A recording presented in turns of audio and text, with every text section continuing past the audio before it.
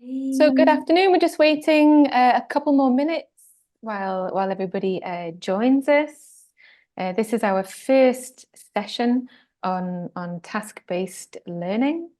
Thank you for joining us. Do let us know where you're joining us from.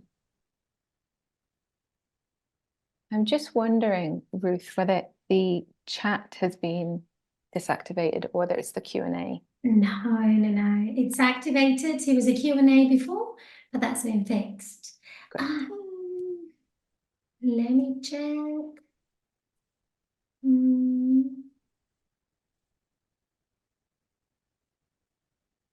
So this is our Um, first session on task-based learning.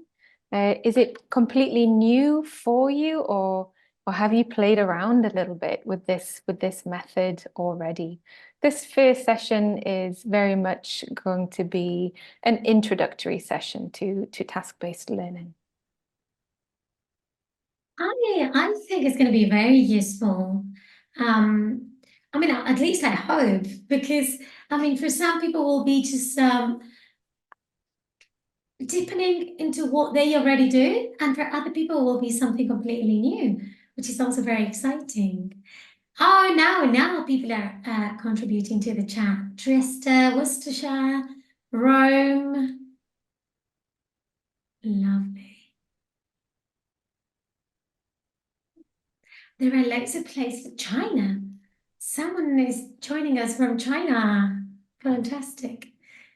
There are loads of places in Italy I do not know, which is a shame. Brescia. You have New to come spend some more time here. It's a great country. Newcastle. Oh, I come from Newcastle. Okay. So we're gonna give it a couple more minutes, or shall we get started? What do you think, Yeah, let's get Kathleen? started. Let's Let's get get started. started. Okay, great. So as we said earlier, this is the first session that we're going to be doing on task-based learning. The second will, of course, be next week. And in this first session, we're going to focus on the key components of task-based learning, different task types, and the different roles of the student and the teacher. So, as usual, if you signed up for this webinar only, you will receive a certificate of participation in the next few days. If you do not receive it, please email us at formazione@mlaworld.com. And if you are part of a TEFL training course, you will receive a final course certificate of participation at the end, but not for this webinar only, okay? Everybody will receive a webinar handout. So don't worry about everything on the spreadsheet, on the PowerPoint, because the handout will contain all the important information from the webinar and useful links and any worksheets shown. Great, thanks, Ruth. So let's have a look at what we're going to focus on today in a little bit more detail. We'll be focusing on labeling and defining the key components of the method. So what are really the foundations of the task-based learning? Understanding different task types. So what is it that these students are doing in the lessons? And explaining both the role of the student and the teacher in the TBL classroom environment. So this is so that we can facilitate these lessons, but also so that we know what to expect from these students in such a lesson. Before we kind of delve into TBL, we're going to talk just very briefly about CLT, which is communicative language teaching. So communicative language teaching is an approach under which TBL sits, really. And the best way to start talking about CLT is to talk about what it's not. So communicative language teaching is not rote learning, and it's not grammar focused either. So just a bit of a disclaimer here. That's not to say that rote learning isn't a fantastic tool in the classroom, and that's not to say that we shouldn't focus on grammar either, because they're both really important parts of learning a language. But what communicative language teaching is saying is that we need to give students the opportunity to use that language authentically. So when we talk about using language authentically, it's using it for meaningful communication. An example of that in the classroom might be teaching students how to ask for directions or instructions when they're out and about, which is a bit ironic, really, because it's not something that we really do anymore. We all use smartphones. That's so true. That's so true. we don't need to ask for instructions anymore. It's no longer, authentic use of language because it's irrelevant. But we do find it a lot in course books anyway. So that's what makes it authentic. It's also learner-centered. A CLT approach is also very learner-centered because we're telling students, okay, why they're using that language. Okay, we're focusing on how to ask for directions on the street, because maybe when you go on holiday and the battery's dead in your phone, you're going to have to ask someone for instructions. But also learner-centered means talking about this path of learning and making students more aware of how they learn, what they learn, and why they're learning. So really taking ownership of their own learning path, but we'll talk about that a bit more later on. And communicative language teaching is also functional. And so when we talk about using language functionally, it means, okay, if I'm asking for directions on the street, during that conversation, I might have to say, okay, but did you say left or right at the traffic light? Or could you give me that last step again? And here I'm using language to ask for clarification in that conversation there. So working on functions and working also on like the competencies that you need in order to communicate effectively. So let's have a look a little bit at some of these functions and how might that look. We have here, ideally in a classroom, this is some of the utterances that we might hope from students, and we have something like this. What on earth do you mean? What on earth do you mean? So, Ruth, what's the function behind this utterance here? That's really interesting, isn't it? I think they want me to clarify. If someone asks me this, they want me to clarify what I just said. Exactly, right. What about this one here? I'm not so sure that's a very sound idea. So this is also very interesting because some students will not be able to recognize this as such. But if someone is saying this, they're disagreeing with the other person's opinion. And it might not just be like, I disagree. It's a different kind of sentence, but the function, the pragmatic function is different, isn't it?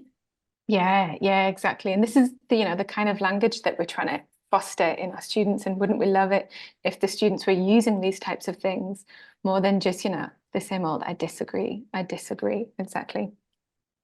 But just as it's important to communicate effectively, it's also really important to interpret the incoming messages as well. If we look at something like this, which, appears to be quite a simple sentence, there's a policeman over there. And if this was a child speaking to their mother, well, yeah, it's an observation and they're asking their mother to respond. However, if it was two burglars in a bank, well, then it has a very different function. There, the function is a warning. When we say there's a policeman over there, what we really mean is, okay, let's run, let's get out of here. And so like this, we can see that language can also, have lots of different functions. And in a task-based learning lesson, we're trying to develop these competencies and the knowledge of how you can use language differently, how complex it can be, but also exciting. We can explore it. And that's why context is key, isn't it? Mm-hmm. If you don't have the language in context, then you don't really know what it means. Yeah, absolutely. And so that's what we're doing with them, putting it in context as well. Okay, so let's go ahead and start looking in a little bit more detail at task-based learning and the key components of task-based learning. So, of course, the first one that we have here is task. Each lesson, students, funnily enough, do a task, and we kind of set them up for that task, and we're hoping that they get quite creative with how they're going to achieve that task. You know, they're sharing ideas in trying to, you know, solve the problem or whatever the task might be. And so in doing that, they are using language meaningfully, because they're only going to achieve in the task if they can understand each other and cooperate and work together. So for the same reason, collaboration is a huge part of task-based learning. The tasks almost always require that the students are working together, using language and you know, practicing these different functions. A task-based lesson is also very, very active. And that's because we don't give them, you know, this language input at the beginning. We give them a task at the beginning. And then the language that they choose to use is absolutely up to them. We hope that they are inquisitive and they challenge themselves. But the choice is them. They are deciding the direction in which to go with their language. And of course, reflection. So reflection plays a very big part in task-based learning. As they're doing the task, we are, as a teacher, encouraging them to think, okay, am I communicating effectively with the other students? Are we achieving in this task? And if not, how can we improve our language in order to do this task in a better way? I think that's one of the reasons TBL works really well with teenagers. I mean, if we look at all these key components, students, when they're teenagers, they need to be engaged. They need to really want to do something, and they need to be busy, because otherwise, you know, we're constantly trying to find ways to improve our classroom management. But if they do a task, they are busy, they have something to do that is meaningful, they engage with, they have something, a purpose to talk to each other. And the teenagers always prefer to talk to each other more than to talk to the teacher. So this works really well for them to be interacting with each other with a purpose, busy, and they are active. So they're not falling asleep and acting out, misbehaving, because they're not busy, they're not engaged, they're not talking to each other. So Yeah, basically, it exactly. all ties in together. And then the reflection part is where we actually need to think about how to make them aware that they are learning. Teenagers are not interested in the language, they're interested in the activity. But then raising that awareness is when they actually think, hey, I've been doing this and I've been learning. So that's kind of the job here, isn't it? Yeah. And it's definitely part of, you know, giving them ownership as well. Okay, so I'm learning, but I've chosen what to learn, you know. They're active and they're engaged because they have control over what they do with the task and in the language that they choose to use, definitely. Very empowering. Okay, so let's have a look at a couple well, we've got three different tasks that we're going to look at very briefly. So all these three tasks come from the task time books that we use with all of our students at MLA, both our online classes and our courses in the summer. Here we have a task from an A2 level class. So we have a pre-intermediate level class here. And they are organizing an event. It's a picnic in a park. And working together in teams, they're going to make a list of the different food that they want to bring, the drinks that they'll provide for everyone they're inviting to their event, and the games that they're going to play. So here it's organizing event, but at the A2 level, we're really focusing on lists and listening to each other and collaborating to choose what to put on those lists. A different type of task here. This is for a B1 level class. So it is an intermediate level class. Here, the task is to gain some information from a friend through a phone call. So the topic is shopping. Both friends have been shopping somewhere in London for the day, and they write down on their receipt there all the things that they bought, and then they have to have a conversation with each other on the phone to find out what the other person bought and how much money they spent. So here we can also see at the beginning of the class, this part here, we have this example, an example of a conversation. So here we can kind of model the type of language that we would like them, that we suggest that they use when they have their phone conversations. Then we have the third task. Okay, so this is a very different task again. This is for a B2 level class. So here we're upper intermediate level. And here they are talking about their carbon footprint. They do a quiz to find out how big their carbon footprint is. And then they go and do some research using the internet on how they could reduce their carbon footprint. They have to summarize that information and report back to the whole class. And then this class ends with them discussing together what they learned from each other and deciding what are the best ways for them to reduce their carbon footprint. So, Kathy, I've got a question for you.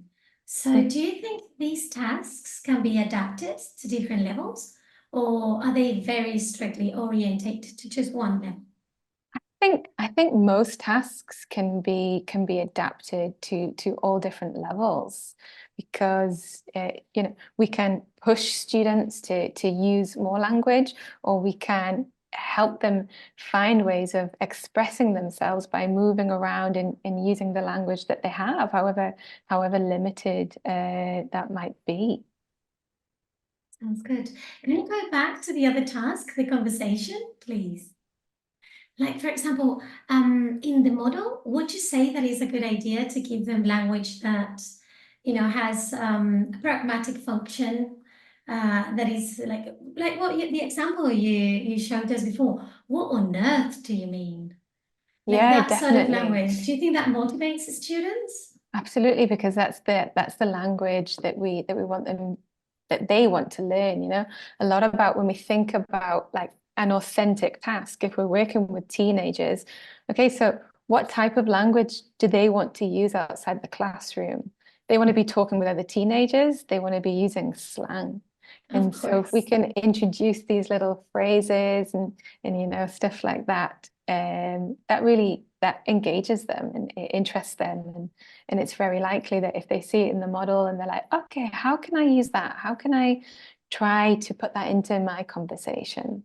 And they'll explore it. Absolutely. And then we can actually help them communicate better and enhance those communicative skills, which is at the end of the day, that's what we want them to feel confident. Good. Thank you. So that everyone knows, Kathy is the one who develops the content of these books. He's our ELT expert in TBL. Content creation. So she designs these wonderful lessons and the lesson plans to help teachers deliver the lesson the best they can with lots of different ideas. So this is all her creation, and I think it's wonderful material that we're very lucky to use in all of our courses. It's wonderful. it's a wonderful thing to be doing. You know, we get to be very, as you can see, a task can be many different things, and thinking about how to make it creative and how to engage them in the different ways that students will use them, because you know they will all use the tasks differently and come up with, in this case, different conversations or different products, definitely. Okay, so let's go on and talk about different student and teacher roles. So again, here we're going to talk a little bit about, make some comparisons between what some people might call a traditional class, which is what we can see here on the left-hand side, where we have all of the students listening intently to the teacher. And the teacher here is the fountain of knowledge, and they're presenting the knowledge to the students. And sorry, listening if you're lucky to get students who are listening intensely. Have you never been in an Italian classroom? And you know, often this type of environment would lead to interactions between a teacher and a single student.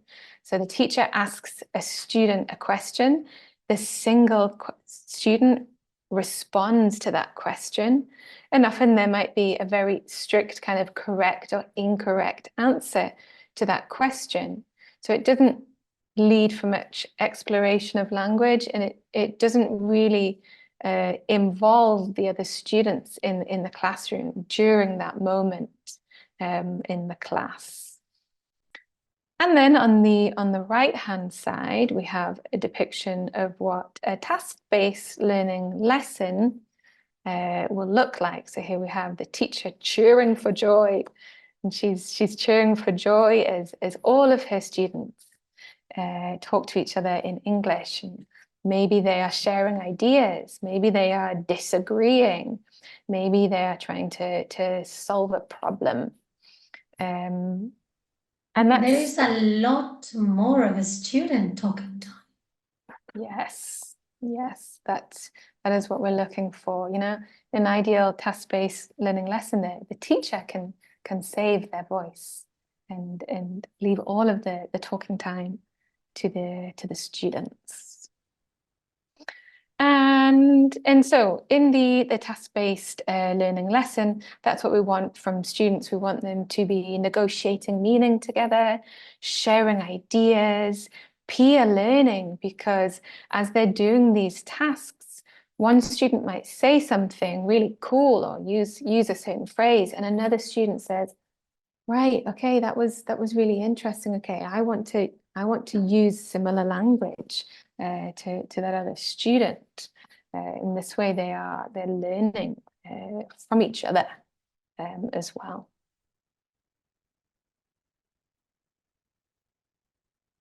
I quite like that non-threatening environment. What does that mean? Can you explain a little bit?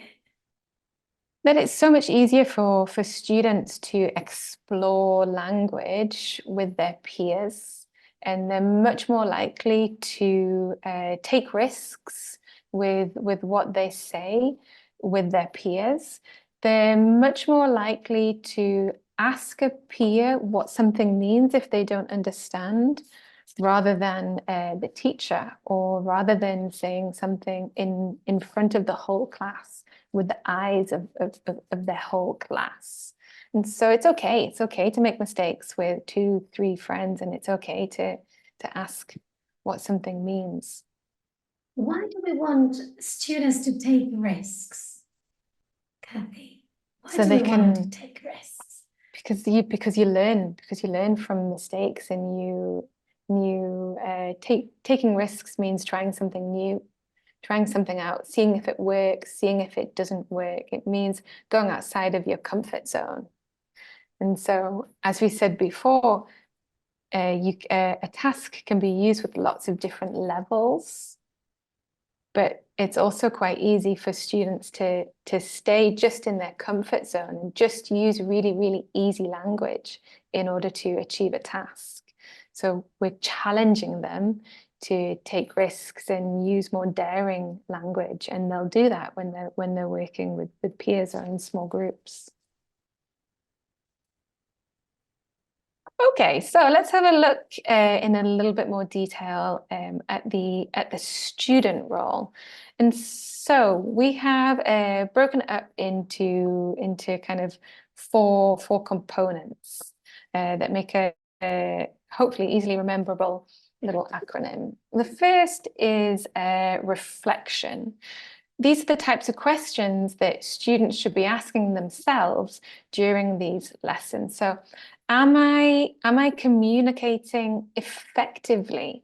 So, do my peers understand me? Am I expressing what I want to express? And if not, okay, what do I need to learn?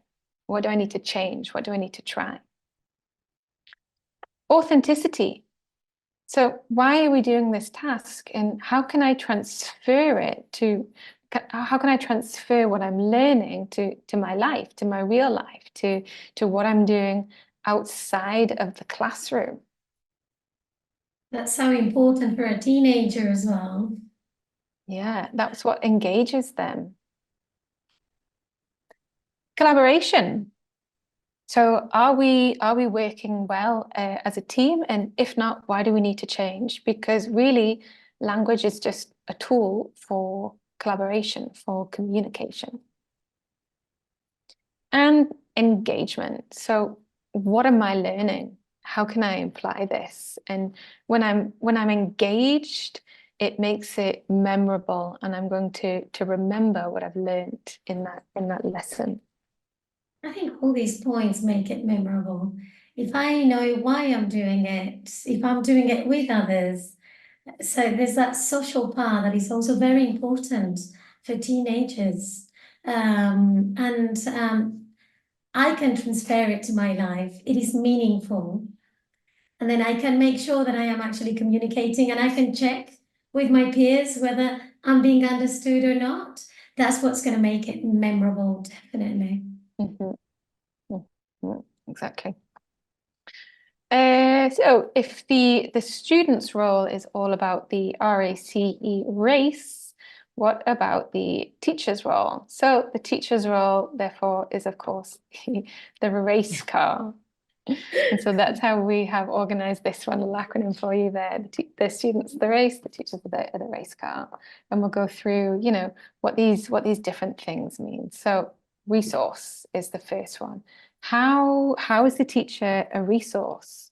Well, the students are inquisitive and they want to achieve as best they can in that task, and they come to the teacher and they say, okay, they have questions. How can I say this? Or what's the best way to express this? Or sometimes in a lesson, as we saw the conversation, there might be a model of the production that they're going to produce. And so the teacher there acts as the resource, showing them, the type of language that they can use. The teacher's role is also to analyze. So as we said before, the students are the ones doing all the talking. So it's great time for the teacher to be quiet. They can move around, listen to the students and the language that they're using, and assess their language production a little bit and analyze the language production, thinking, okay, where are my students at now? What language are they using now? And what language do I want to introduce them to next, so they can continue improving, continue on their learning path? It's interesting that taking a step back is not taking a passive role, quite the opposite, because you're analyzing your students, you're paying attention to their output, to what they're doing, their communicative skills, all their skills, how they interact with each other is an excellent opportunity to help your students improve. And it's definitely not passive. And sometimes newly qualified teachers, and when we start teaching, we feel that responsibility of taking over the classroom, doing all the talking. And it is quite interesting to explore that role take a step back and analyze? It can be really difficult to take that step back and not fill them with, all the language you think they should be using, and just let them explore. But that's exactly what teenagers need. They need to, feel empowered, and decide themselves Absolutely. the language that they want to use. As we said before, it's not passive at all. We're very, very active in the classroom as teachers, and we need to challenge our students, because we want them to step outside of their comfort zone and take risks with the language.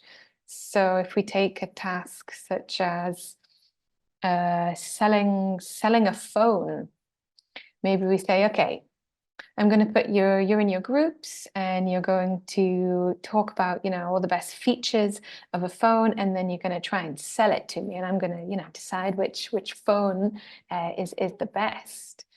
And a student could say, you should buy this phone. It's nice, it's fast, it's big, it's cheap.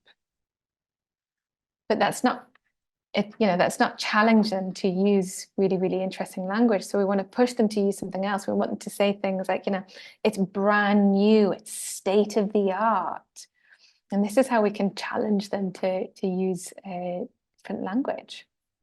Exactly. Are we creating the need for the language when we give them a task? Which is also very important, because if you create the need and they really want that language, they want to learn it, they want to use it, they will be using it for a purpose.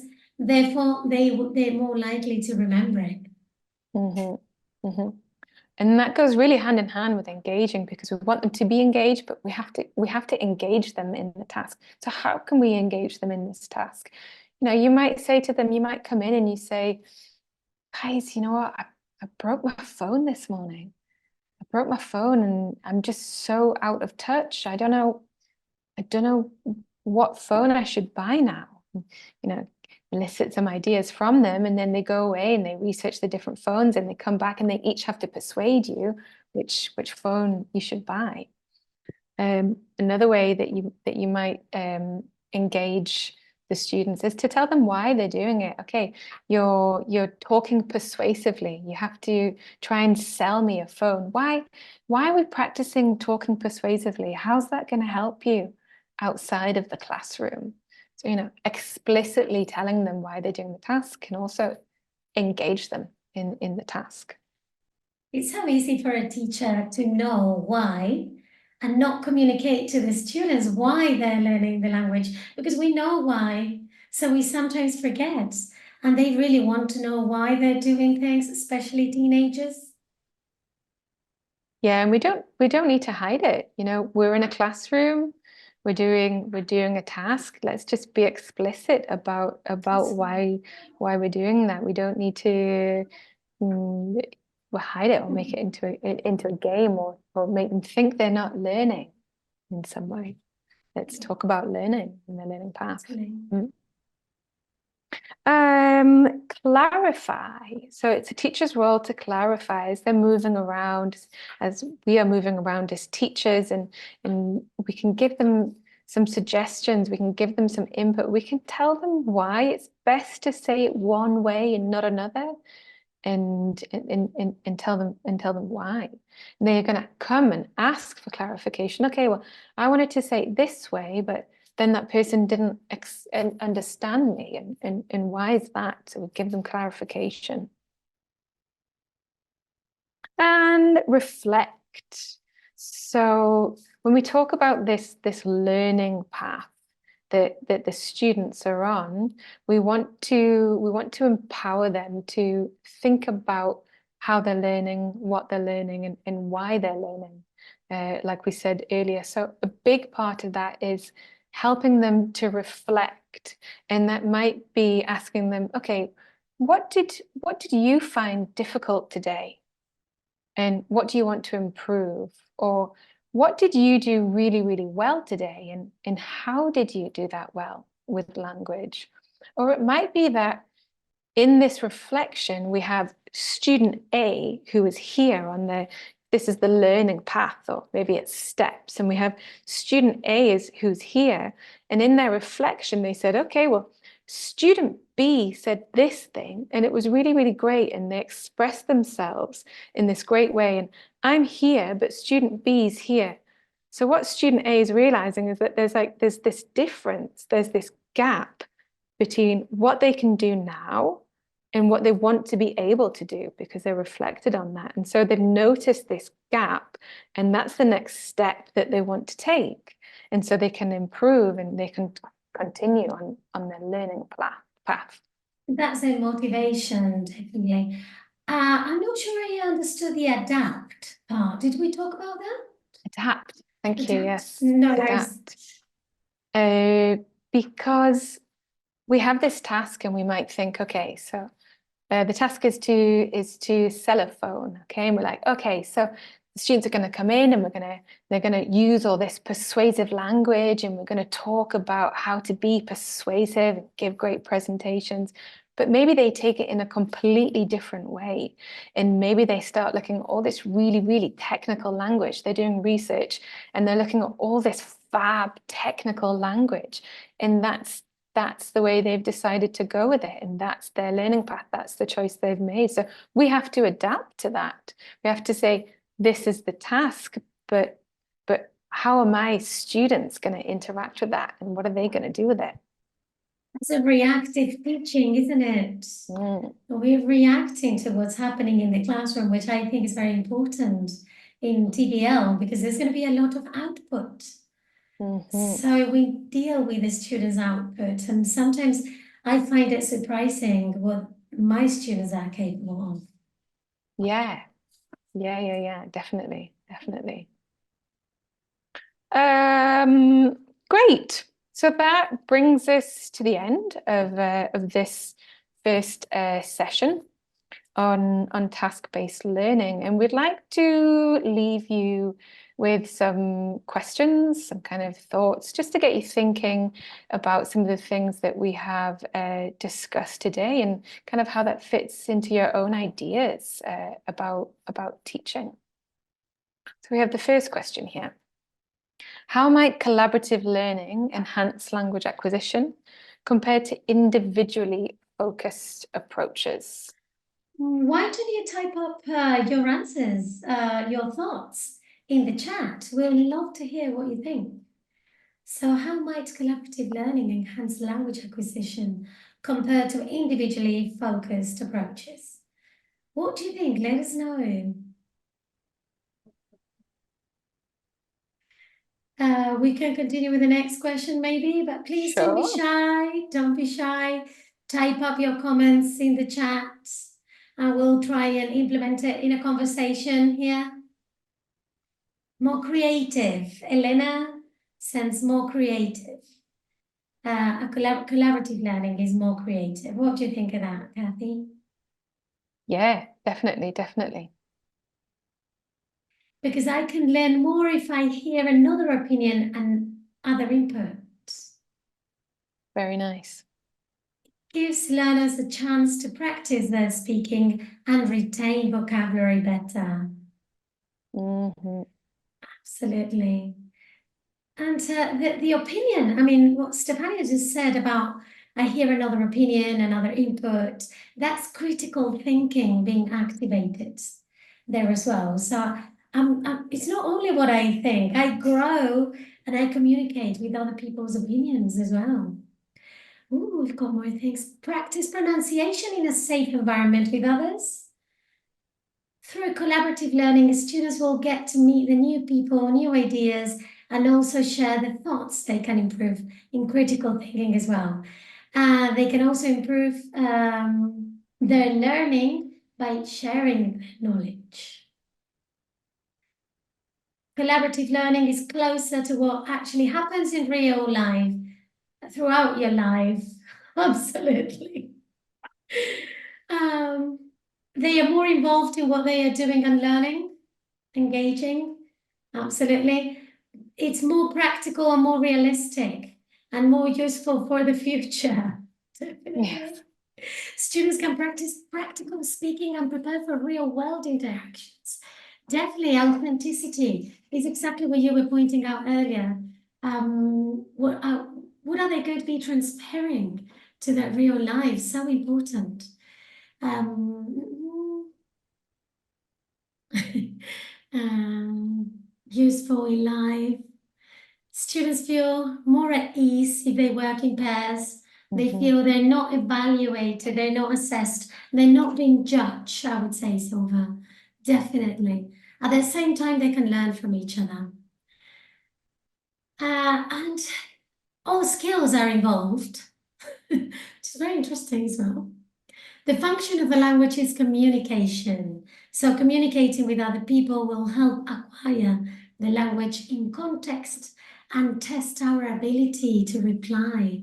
So it's all Nice. authenticity. That's what we're looking at. And that's what they want.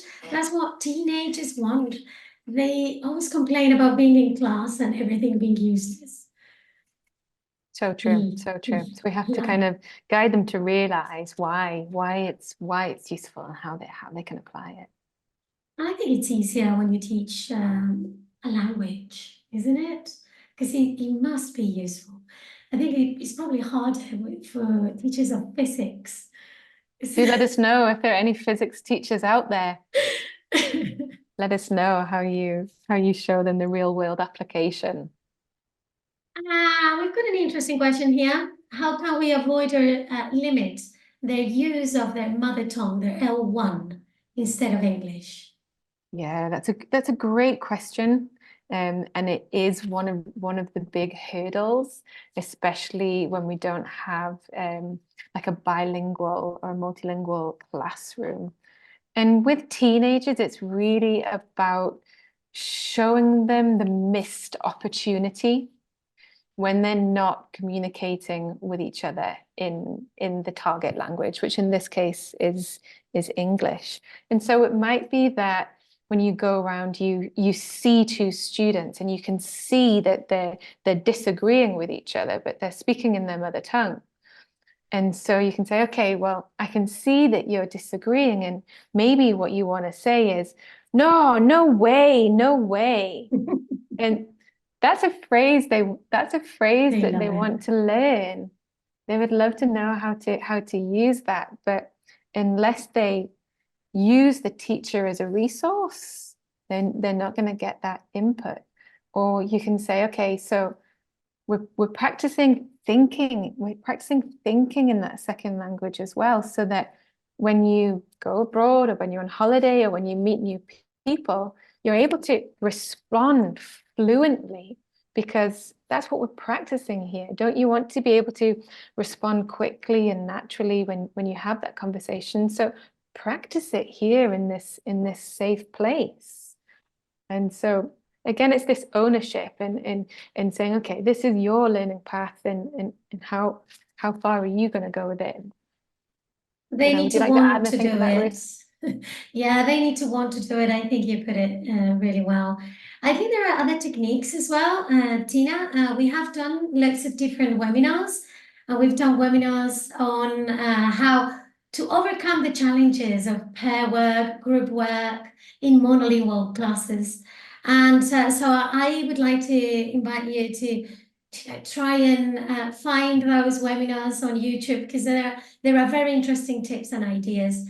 But I think you summarized it really well. They really need to want to do it, so we need to give them a reason, and they really want to learn. So it is important that reflection part where they take ownership of it and they realize that it's useful, and we're giving them the right language. So we're not telling them, I do not agree. We're giving them the chance of saying, no way, which is also for us, it's exactly what you said. We become a resource to give them the language they really want to learn and they're interested in. Mm-hmm. Okay, shall we move on to the second question? Yes, please, because I think I've got an answer already. In what ways do you think functional language skills are essential for effective communication? So we've got Cinzia here saying functional language skills are essential because it's what they need in different day-to-day situations. Well said, well said. They want to do things. Any more ideas? Please feel free to contribute in the chat.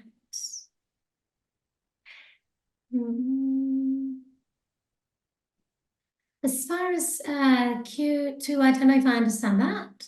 The students are often very sensitive towards what they linguistically need in order to express themselves.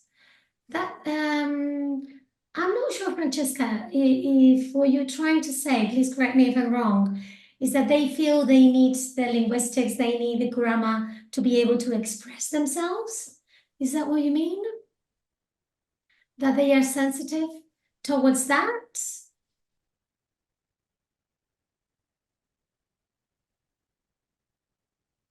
They need the functional language chunks. That's what they need linguistically speaking. I think I got you there. Yes, we need to give them the key. We need to give them the functional chunks, the functional sentences to be able to use them in context. What do you think of this, Kathy? Yeah, I mean, we could also say this that they're sensitive in a way that each student is going to decide differently the language that they want to use and the phrases or the chunks, the functions, and how they express themselves within that function. So one student might choose to use one type of phrase, and a different student, because they have a different character, would choose to use a completely different one. So that's why it's important in task-based learning that we allow them to explore the language and come up with, what they want to say instead of giving them the language that we think they should use. Absolutely. And Francesca made another point. They often ask, how can I say this? So they know what they want to communicate. They have the intention. So they just want to be able to communicate it, which is I think. Sorry, go ahead. And that's them being active, they're active in their own learning there, because they're coming forward actively to find the information that they want to use. So functional language skills help them understand how they can express and present their thoughts. Very interesting. Federica, you asked a question about what's the best way to organize the students in different groups for TBL activities so that we can reduce conflicts. Again, I'm going to encourage you to look at our YouTube webinars, because we have one about pairing students, grouping students, overcoming the challenges, how to do that, because that will be a full session. There are loads of different techniques. So that's a very fair question. And I just hope you can manage to get that webinar and take a look, and we will send you the handout if you want it, definitely. Okay, we've got two more questions. The third being, how comfortable do you feel with the idea of taking a back seat as a teacher and letting learners lead? I'm just going to touch upon other answers here that I think are very important. They keep talking, people keep talking about life skills and improving communication and thoughts, and they're implying metacognitive skills in order to be self-regulated learners. What do you think of that? Yeah, definitely. It all comes into that reflection. So what did I do? How well did I do it? And how can I do it better next time? And that's all part of that metacognitive awareness, definitely. So how comfortable do you feel with the idea of taking a back seat as a teacher and letting learners lead? It's what they want to learn, because they want to know how to make themselves clear and be sure they will be effective in conversation. So I think that answers the previous question. Any other ideas about how would you feel? How comfortable would you feel with the idea of taking a back seat as a teacher and letting the learners lead? I'm not very comfortable because I think they are too immature to lead. That's very honest, Chiara. They need training. That's what I would say. Don't you think, Kathy? Yeah, I think definitely the first lesson, or the first 10, 15 minutes of that lesson can be quite daunting, because they're looking at you expectantly, or there's this silence. There's this silence that might be because they're not sure how to move forwards, but it could be a silence because they're thinking about what they want to say. They're creating ideas, they're forming ideas, and they have to form the sentences, and then they have to share this with their peers. And so as a teacher, what do we tend to do with those silences? We fill them. We fill them with input. We fill them with language. And so yeah, it can be daunting at the beginning. They need to be trained. They can actually learn to exploit that role because they haven't done it before. So we need to give them time. I absolutely agree with that. And it's difficult for both. Taking a step back is sometimes essential for teachers. There's nothing more satisfying than listening to the students using the language they've just learned. Absolutely.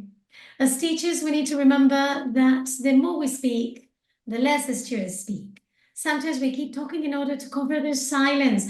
And I think we don't do this because we're horrible or we don't want them to speak. It's because we feel responsible. So it's exactly what Kathy just explained. Just take a step back, breathe in, wait for them. And if we don't think the students are mature enough, or if they're not responsible enough to manage their time and stay on task, we can start with much shorter tasks. We start with shorter tasks, and then we get them to reflect for a longer time about what they learned, how much they enjoyed that, how in control they were. And this is how we can slowly bring them around the idea and make them more responsible during that task time. Thank you for contributing so actively. I'm just going to try and summarize what I'm reading here. It is challenging in an Italian teaching environment, but it is necessary to help students take the lead. And I love this comment. I always learn also from students how to improve my way of teaching and how to perform when I let them lead. That's great. Elena says that she feels comfortable because the students are the ones that make learning happen. They're the main agent, so they must have an active role. You could take more of a student-centered but teacher-led approach in which the students are at the middle of the learning, but the teacher guides and leads the conversation and facilitates between the students. Very nice. It's not about letting them lead the lesson itself, but rather giving them the tools and the practice opportunities to become independent learners. Great. Teacher has to be a mediator, and I feel quite comfortable with this idea. It would be useful to get a different point of view on students' abilities and competences. Comfortable to ask them and lead, and we can make a way for them to go through it. And comfortable as well because it might feel like you have no control on the lesson. Very interesting point. What would you have to say about that, Kathy? When as teachers we feel we have no control because they're leading it. We are giving over a certain amount of control to the students, but that's because we do want them to take more control and become a bit more autonomous. But at the same time, we always have in our mind as teachers the aim of the lesson, or the objective of the lesson, and what we want them to produce by the end of the lesson. The task plays a large part in the lesson, but then as does the reflection at the end of the class as well. And students feel less anxious, opportunities to listen and learn, interact with their peers, classroom management, they are managing each other. So you know the one who's actually enacting discipline in the classroom, something in that line, in those lines I've been reading here. And some teachers use it for debates already, to set up debates. Do we have another question? We have a final question. How does directing students to notice the gap in their current language production contribute to overall language learning and skills development? So when we talk about noticing the gap, it's this step. So we're on their learning path. What's the difference between what they can do now and what they want to be able to do? And so this is the gap, and we want them to notice that. We want them to say, okay, this is what I'm producing now. This is what I'm capable of doing, but actually this is where I want to be. So how does directing students to notice a gap in their current language production contribute to overall language learning and skills development? Oh, it's already 7 o'clock. Couple of comments and then we'll be saying goodbye. Thank you so much for contributing so actively. We're very happy to have all these comments and active roles in the webinar.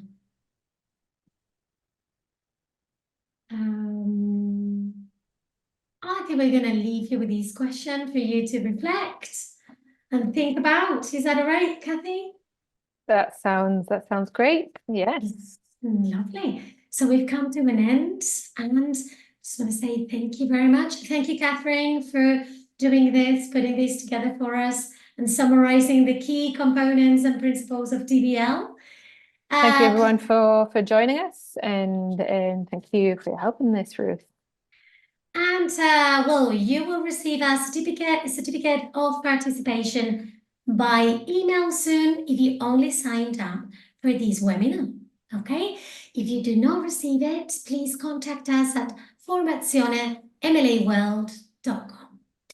And if you are part of a TEFL training course, be patient, you will receive a final course certificate of participation. For those participating in the TEFL training course, there is also a task. You will receive a quiz to complete along with a handout. Everybody will receive a handout. And our next webinar will be next week, 29th of February, same time. And it will be the continuation of this application of TBL. What is that about, Kathy? Looking at the different stages of the task-based lesson and the different strategies that we apply throughout those tasks, throughout those stages. Fabulous. Don't miss out. And thank you again, everybody, for your collaboration today. And we hope to see you next week. Have a great evening. Thank you for coming, and see you next week. Bye-bye.